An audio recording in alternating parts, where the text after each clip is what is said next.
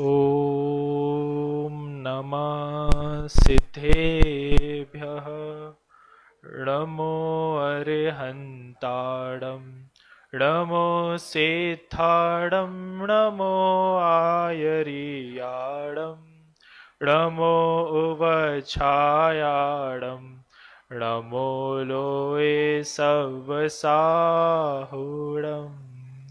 ऐसो पंचनमो यारो सव पावपणासनो मंगलाडं च सव्येसिं अडमम हो हि मंगलम वडमम हो हि मंगलम मंगलम भगवान वीरो मंगलम गौतमो गणी मंगलम कुंद कुंदाद्यो जैन धर्मोस्तु मंगलम सर्वमंगल मांगल्यम सर्वकल्याणकारकम प्रधानम सर्वधर्माणां जैनम जयतु शासनम जैनम जयतु शासनम जैनम जयतु शासनम।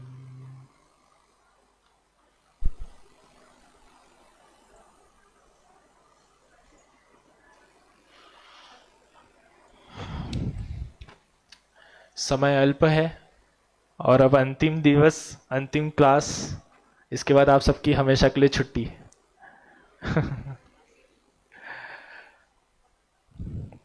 विषय तो बहुत था परंतु हम उसे बहुत ही संक्षिप्त रूप में यहाँ पर समझने आए हैं। विषय आपको पीछे दिख रहा होगा। क्या विषय है? किस किसने इसको पहले सुना है? यहाँ पे हाथ ऊपर करेंगे। मेहनत लगने वाली है मेरी। चलिए, बहुत ही संक्षिप्त रूप में आपको इस चार अभाव के संदर्भ में 15 मिनट के अंदर आपको इसके बारे में और इसका जो मूल तत्व, मैंने ये विषय यहां ही क्यों लिया इसके बारे में भी आपको समझाऊंगा। तो सबसे पहले जिनागम में, जैन धर्म में या हर जगह पे आपने बहुत सी चीजें सुनी होगी कि ये होता है, वो होता है, ये ऐसे होता है, ये वैसे होता है, सब कुछ है। क्या इस संसार में ऐसी कोई वस्तु है जो नहीं है? कोई उत्तर दे सकता है? क्या कोई ऐसी वस्तु है जो नहीं है? बताओ। ऐसी कोई वस्तु है तीन लोग में जो नहीं है, जो आपको पता है लेकिन है नहीं? बताओ जल्दी से, आवाज, समय कम है। सुख नहीं है? अच्छा ठीक है। ऐसी कोई वस्तु, वस्तु की बात कर रहा हूं मैं, ऐसी कोई वस्तु जो नहीं है? है, सब दिख रहा है आपको, सब कुछ है इस दुनिया में, सब कुछ देखा है आपने, सबका अस्तित्व है, हर चीज विद्यमान है। ठीक है। तो जैसे कि सभी पदार्थों में एक स्वभाव होता है कि वो अपने रूप से रहेगा, अपने हिसाब से रहेगा, ऐसे ही उसके अंदर में एक और धर्म होता है जिसका नाम होता है अभाव धर्म। जैसे प्रत्येक पदार्थ में स्वभाव होता है, इसी प्रकार से प्रत्येक पदार्थ में अभाव धर्म भी विद्यमान होता है। ठीक है। जैसे ही मैं आत्मा अपने चैतन्य तत्व से हूं, वैसे ही यह आत्मा पर पदार्थों के स्वभाव से नहीं हूं, या उनका कोई भी तत्व या उनका कोई भी गुण मेरे अंदर नहीं आता है। तो मैं खुद से हूं और दूसरों से नहीं हूं। यही सिंपल हो गया स्वभाव और अभाव। तो अभाव की डेफिनेशन बहुत ही सिंपल रूप में नेक्स्ट स्लाइड में अगर आप देखेंगे तो आपको समझ में आएगा कि एक पदार्थ का दूसरे पदार्थ में नहीं होना, उसे कहते हैं अभाव। किसे कहते हैं अभाव? सब बोलेंगे। नहीं होना उसे कहते हैं अभाव। जैसे कि यहां बैठा हूं मैं, विनय। अब मेरे में विनय के गुण है तो मैं हो गया विनय स्वभावी, और मुझ में विनीत भैया के गुण नहीं है तो मेरा विनीत भैया से क्या होगा? अभाव। स्वयं में हो गया स्वभाव और बाहर में हो गया अभाव। नींबू में खट्टापन, वो हो गया स्वभाव। और शक्कर का नींबू में, क्यों? क्योंकि वो अपने खट्टेपन के स्वभाव के साथ है, और वहां पे जो शक्कर, जो मीठापन है, वो तो शक्कर का स्वभाव है। तो शक्कर के स्वभाव का इस नींबू के अंदर क्या हो गया? अभाव हो गया। आई बात समझ में? तो एक पदार्थ का अन्य पदार्थ के अंदर जो अस्तित्व नहीं होना होता है उसे कहते हैं अभाव। अब अभाव के 4 भेद होते हैं, जिसमें से आज हम सिर्फ 2 भेद पढ़ेंगे, ठीक है, क्योंकि वो 2 भेद ही बहुत लाभकारी है। सबसे पहला भेद पे हम चलते हैं, दोनों ही एक साथ जुड़े हुए हैं। पहला अभाव का नाम है प्राग अभाव। क्या कहते हैं? सभी जोर से बोलेंगे, क्या कहते हैं? प्राग अभाव। और दूसरे अभाव का नाम है प्रध्वंसाभाव। पहले अभाव का क्या नाम है? प्राग अभाव, और दूसरे का नाम है प्रध्वंसाभाव। आप सभी बोलेंगे तो आपको मजा आएगा। पहले अभाव का नाम क्या है? दूसरे अभाव का नाम है प्रध्वंसाभाव। ठीक है, सिर्फ नाम में ही आपको अर्थ समझ में आ जाएगा। एक द्रव्य में अनंत पर्याय होती है। सभी बच्चों को आपने देखा होगा, ये बच्चे कल बड़े हो जाएंगे, सभी युवा बनेंगे, और उसके बाद प्रौढ़ बनेंगे, फिर आपके जैसे हो जाएंगे, कुर्सी वाले जैसे बन जाएंगे, फिर कुर्सी वाले बनने के बाद फिर चले भी जाएंगे। ठीक है, समझ में आ रहा है? आपको ये पता है सबको? क्यों पता है? क्योंकि आपने देखा है कि एक मनुष्य की पर्याय ऐसी होती है कि पहले वो बालक होता है, फिर बड़ा होता है, फिर और बड़ा होता है, फिर और बड़ा होता है, फिर हमेशा के लिए बढ़ जाता है।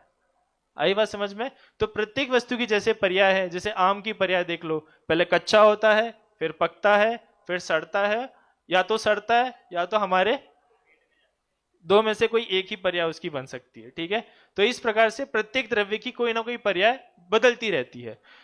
यहां पे अभाव के द्वारा यह बताया जा रहा है कि एक वस्तु की सिर्फ एक द्रव्य के लेना पता, ठीक है, उस द्रव्य की जो वर्तमान पर्याय है उसमें उसकी भूत की पर्याय का अभाव, उसे कहते हैं प्राग अभाव। आई बात समझ में? एक वस्तु की, एक द्रव्य की जो वर्तमान मतलब अभी की, करंट, प्रेजेंट की जो अवस्था है उसके भूत की अवस्था में अभाव होना। अब इसका सबसे साधारण एकदम सिंपल उदाहरण देखते हैं। आपके सामने छाछ रखा है। क्या रखा है आपके सामने? छाछ। अब छाछ के अंदर जो दूध है, छाछ किसकी बनी है? दही से कि दूध से?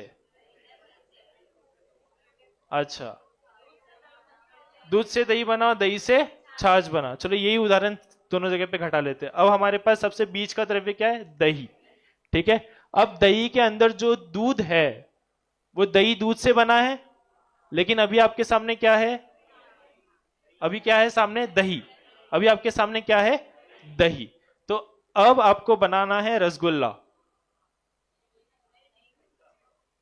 क्यों? वो तो दूध से बनी है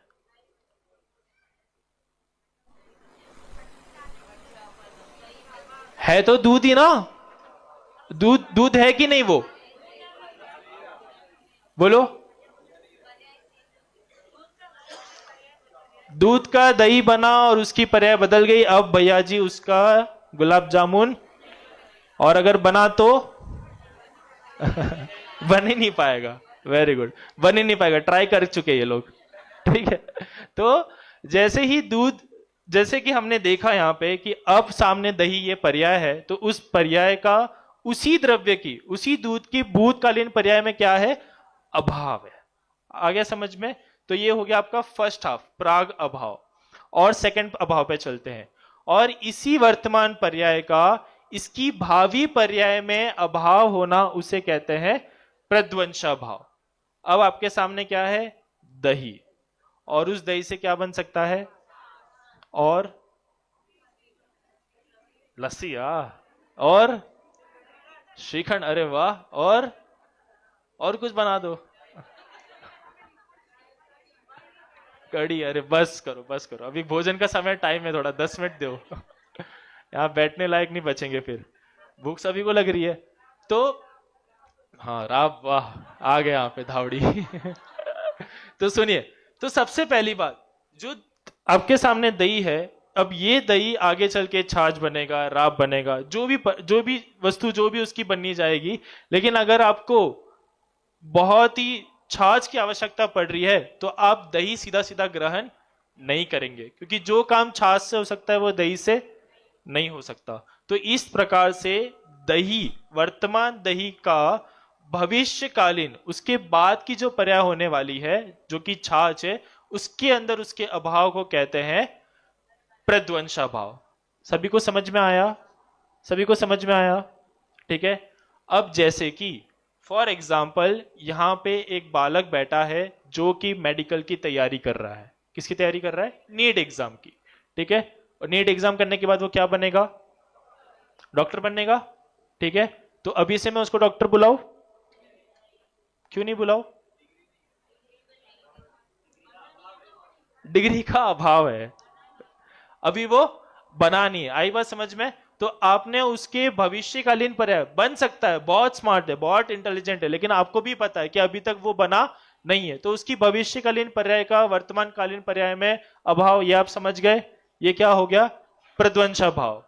और उसके बाद वो अभी तो पढ़ रहा है, लेकिन पहले एकदम निठल्ला था, कुछ पढ़ाई नहीं करता था, उसको कुछ समझ में ही नहीं आता था, क्लास में पीछे बैठता था।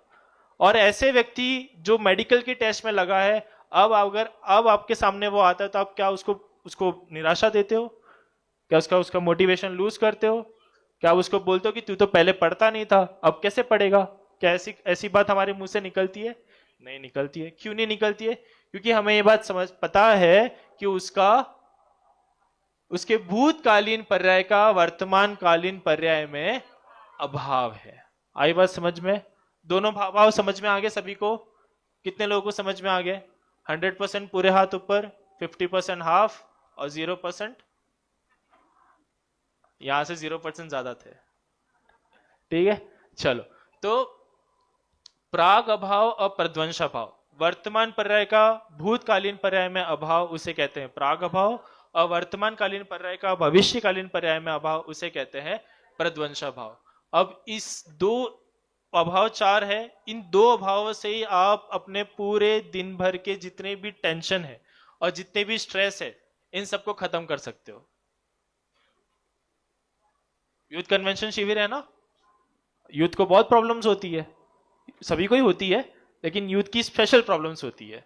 स्पेशल प्रॉब्लम ऐसी होती है कि जैसे कि कैंपस प्लेसमेंट चल रहे हैं, और कैंपस के प्लेसमेंट्स में ही सामने वाले व्यक्ति को वहां पर उसको अच्छे से वहां पर प्लेसमेंट्स मिलता है और हमें प्लेसमेंट नहीं मिलता है, तो हम क्या दुख देते हैं कि मेरे से तो होगा ही नहीं, मैं तो कर ही नहीं सकता, मैं तो वैसा ही हूं, मैं तो ऐसा ही हूं।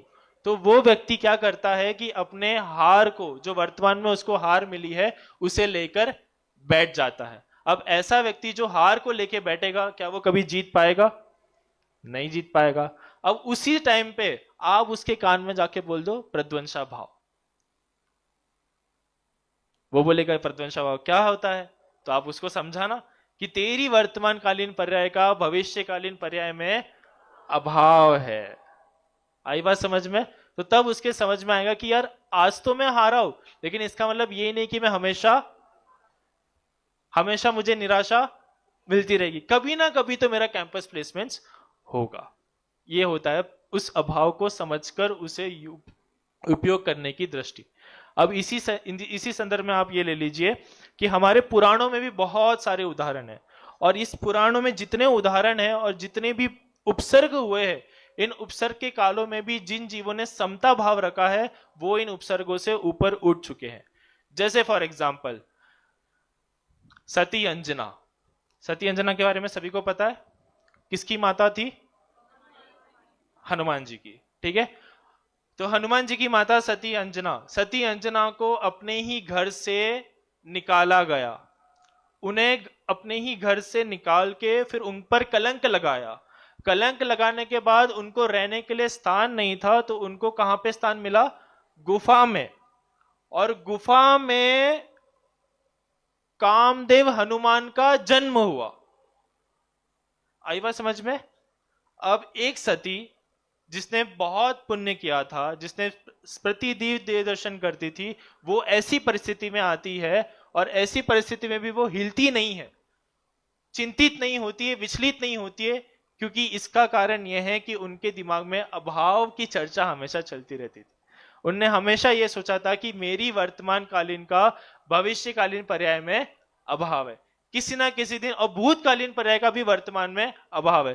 कल तो मैं महलों की रानी थी, लेकिन आज मैं गुफा में हूं, लेकिन इसका मतलब ये नहीं कि मैं गुफा में हमेशा रहूंगी। ये हो गया अभाव। दूसरा उदाहरण देता हूं, सती सीता। कितने बार जंगल में जाना पड़ा? एक बार, दो बार या तीन बार?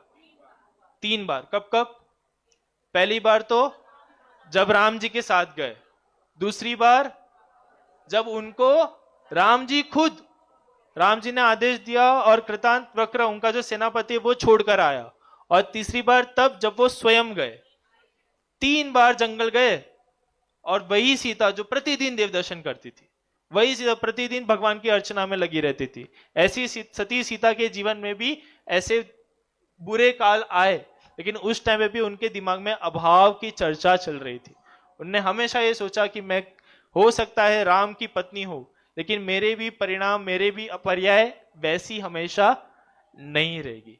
तो ये समझ, मतलब ये अभाव की चर्चा में आपको समझ में आ रहा है कि मेरी जो भूतकालीन पर्याय थी उसका वर्तमान में अभाव सो प्राग अभाव, और वर्तमान का भविष्यकालीन पर्याय में अभाव सो प्रध्वंसा अभाव। आई बात समझ में सभी को? ठीक है। तो इस प्रकार से हमारे जीवन में जितने भी स्ट्रेस हो सकता है, जितने भी दुख दर्द हो सकते हैं, हमारे जीवन में जितनी आकुलता होती है, हमें ऐसा लगता है कि आज हमारे दुकान में बहुत बड़ा घाटा हुआ है कभी किसी का? यहाँ पे किसी का? सब पुण्यशाली जीव है, किसी का भी घाटा नहीं हुआ है? थोड़ा कम धंधा हुआ है किसी दिन? कौन से दिन? दिवाली के अगले दिन ही, है ना? सबसे कम धंधा तभी होता है ना, सब वेकेशन पे चले जाते हैं दिवाली के टाइम पे, ठीक है? तो फिर वहां पर दुखी होता है जीव कि यार मैं तो पूरे दिन बैठा हूं, मैं तो इतनी मेहनत कर रहा हूं, मैं तो उसी लगन से बैठा हूं जिस लगन से देना है, और माल भी मेरे पास पूरा है। ऐसा नहीं है माल की कमी है, माल पूरा है, स्टाफ पूरा है, दुकान खुली है, जितने घंटे खुली रहती है उतने घंटे खुली है, लेकिन उस समय भी चिंतन क्या चलता है कि आज तो धंधा नहीं हुआ, और दुखी होकर घर चला जाता है। उस समय पर आपको कान में क्या बात लेनी है? कौन सा अभाव लोगे? प्रध्वंसा अभाव। ठीक है, कि आज तो मेरी दुकान नहीं चली है, लेकिन भविष्य में चलेगी। तो इस प्रकार से मुझे अभाव को घटाना है। और एक दिन ऐसा आया कि उस दिन बहुत दुकान चली, बहुत कमाया, एकदम जो मशीन, काउंटिंग मशीन होती है वो भी थक गई, इतना पैसा आ गया आपके पास। और उसके बाद भी फिर आप क्या हो गया? एकदम खुश होके, एकदम मस्त छाती चौड़ी करके ऐसा कॉलर वॉलर लगा के फिर घर पे जाते हो, और ऐसा मस्त गड्डी ऐसे ऐसे धीरे धीरे अपने तिजोरी में गिन के रखते हो। उस दिन बहुत खुशी होती है, लेकिन उस दिन भी आपको कान में एक बात हमेशा याद रखनी है। कौन सी?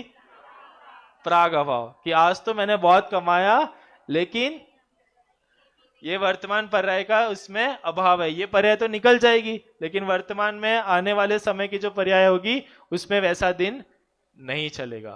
आ रही बात सबको समझ में? ये तो हो गया इनका, अब आपका उपयोग कर पा रहे हो इस अभाव का? हो रहा है उपयोग? यही उपयोग करते हैं, करें यहीं पे उपयोग। यूथ कन्वेंशन शिविर, भूतकाल में तो आप बहुत ही अशुभ परिणाम में थे, और आज आगे शुभ परिणाम है। तो अच्छा लग रहा है? मजा आ रहा है? मजा आया कि नहीं आया? एकदम लास्ट क्लास है, मजा आया कि नहीं आया? जोर से बोलो। हाँ आया, ठीक है, आश्वासन दे दिया आपने, मैं डर गया था ठीक है, तो मजा आया सभी को, लेकिन ऐसा मजा हमेशा रहेगा तो क्या करोगे? अच्छा, वापिस से आओगे, और क्या करोगे? ये वापिस से करने का काम नहीं है, जो नियम लेना था वो सोचो, स्वाध्याय। उस पर्याय को मैं बार बार कैसे लाऊंगे? स्वाध्याय के द्वारा। उस ज्ञान की बात को मैं बार बार कैसे रिवीजन करूंगी? स्वाध्याय के द्वारा। तो जहां पे पूरे घटनाक्रम में सभी पर्यायों में प्रत्येक पर्याय बदलती रहती है इस जीव की, उस पर्यायों में भूतकालीन पर्याय का वर्तमानकालीन पर्याय में अभाव सो प्राग अभाव, और वर्तमानकालीन पर्याय का भविष्यकालीन पर्याय में अभाव सो प्रध्वंसा अभाव। इस शिविर में भी हमारे परिणाम पहले अशुभ थे, आज शुभ हुए, कल फिर से अशुभ हो सकते हैं। लेकिन हमारा कार्य यह होना चाहिए कि हम धर्म के प्रति इतने जागरूक रहे कि हमारे परिणाम हिले नहीं, क्योंकि पर्याय बदलना ये तो फिक्स है, लेकिन उस पर्याय का संभाल, अपने भावों का संभाल, अपने परिणामों का संभाल करना हमारे अंतर्गत है। आई बात सभी को समझ में? ठीक है, मेरा समय अभी पूर्ण होता है। प्राग अभाव, प्रध्वंसा अभाव, इसके बाद और दो अभाव है, आप सब नाम याद कर लेना। तीसरा नंबर का अभाव है अन्योन्य अभाव। क्या अभाव है? अन्योन्य अभाव। और चौथा है अत्यंत अभाव। अत्यंत अभाव बहुत ही साधारण है, बहुत ही सिंपल है कि एक द्रव्य का दूसरे द्रव्य में जो अभाव होता है उसे कहते हैं अत्यंत अभाव।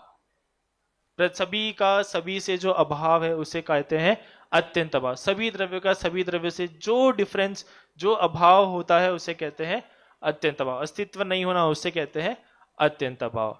ठीक है, इस प्रकार से इस पूरे शिविर में हमने बहुत से घटनाक्रम, बहुत से सेशंस के द्वारा, अच्छा एक एग्जांपल दे दूं? चलो ठीक है, अन्योन्य भाव का एग्जांपल चलो एक शॉर्ट में दे देता हूं कि जैसे कि ये पुस्तक है, ठीक है, उसका अर्थ तो बताया नहीं, अब अर्थ एक बार लाइन में सबको दिख रहा है, एक बार पढ़ लेता हूं। एक पुद्गल पर्याय की वर्तमान पर्याय का दूसरे पुद्गल पर्याय की वर्तमान पर्याय में अभाव उसे कहते हैं अन्योन्य अभाव। ठीक है, इसका एग्जांपल ऐसा है कि जैसे कि कोई भी दो पुद्गल द्रव्य ले लो, ये जिनवाणी है और ये इसका पाटला है, तो इन दोनों की वर्तमान पर्याय में जो अभाव है उसे कहते हैं अन्योन्य अभाव। ठीक इसी तरीके से जैसे आपने भोजन खाया और उस भोजन से आपको अच्छा लगा, आपका पेट भरा, ठीक है, तो अब पेट भरना और भोजन करना ये दोनों हुए एक समय में कार्य। ठीक है, आई बात समझ में? लेकिन ये दोनों ही पुद्गल थे अलग अलग, दोनों ही पुद्गल द्रव्य कैसे थे? अलग अलग। तो इस कारण से वहां पे उन दोनों के बीच में जो अभाव है उसे कहते हैं अन्योन्य अभाव। दवाई खाई और उससे रोग ठीक हो गया, दवाई थी अन्य द्रव्य और शरीर था अन्य द्रव्य, उसी समय पर दोनों के निमित्त नैमित्तिक संबंध से वहां पे वो कार्य हुआ, तो इसलिए हम क्या कहते हैं कि इन दोनों में काम तो हुआ, लेकिन वास्तव में है कि दोनों अभाव, अलग अलग, दोनों में अभाव है। और अंतिम अत्यंत भाव, दो पदार्थों में, दो द्रव्यों में, सभी में अभाव है।